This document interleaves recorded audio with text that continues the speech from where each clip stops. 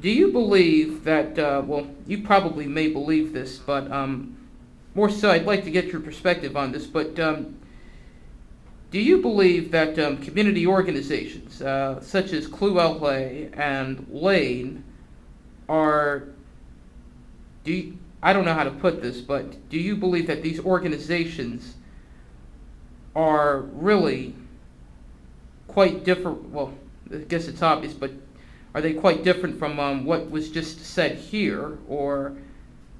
I'm not quite sure. Could you narrow the question? Sorry about that.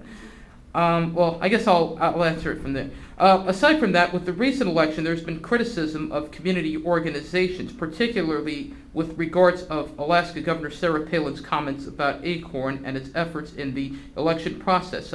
What is your take on this situation as a community organizer yourself? The situation with ACORN, they had, paid canvassers to go out and to, register people to vote. It's not surprising that maybe a few of them did, because they're getting paid and they want to get paid a little extra. They made some indiscretion, and they might have, done things which are not ethical. But by and large, I don't think that's enough to discredit the entire organization, let alone the role that community organizers and organizations play in this country's formation. And I think a lot of it was just overblown and inflated because of partisan politics.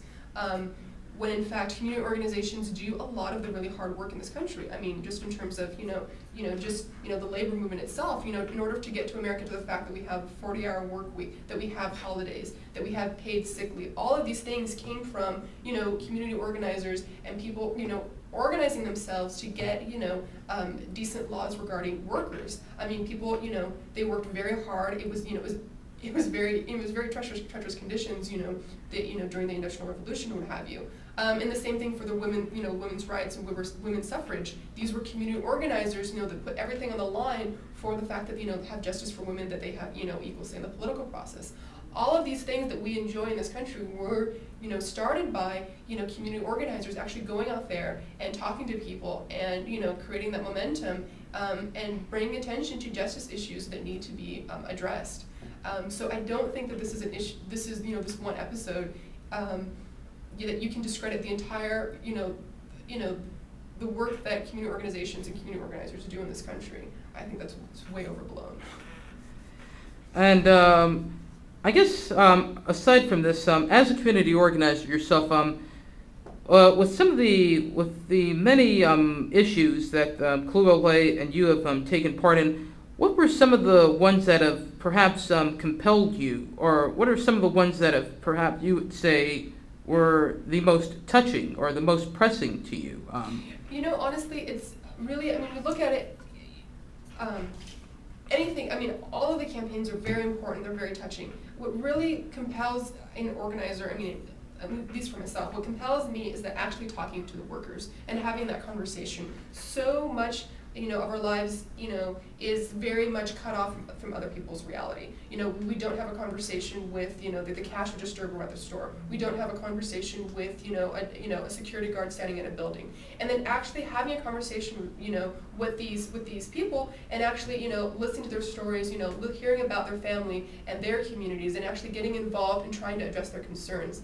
This is what compels me and re-energizes me basically every day to go out there and to talk to more people and bring more awareness to the plight of low-wage workers throughout Los Angeles County and elsewhere. Clue is a statewide organization, and I think this is the compelling story for most organizers is actually talking to people and having conversations and seeing the intersections of all of our issues, that they're not separate, and that there is that we need to work for justice in our communities, and that we need to do it holistically. And that's one of the really inspiring things about the Coalition for Clean and Safe Ports, is because you have these groups, you have environmental and labor groups, which historically, have been at odds. Sometimes, they pursue their own, special interests, disregarding the interest of others. And now they're actually coming together on this national campaign, which is, it's highlighted because here in Los Angeles and Long Beach, because these are the largest ports in the nation.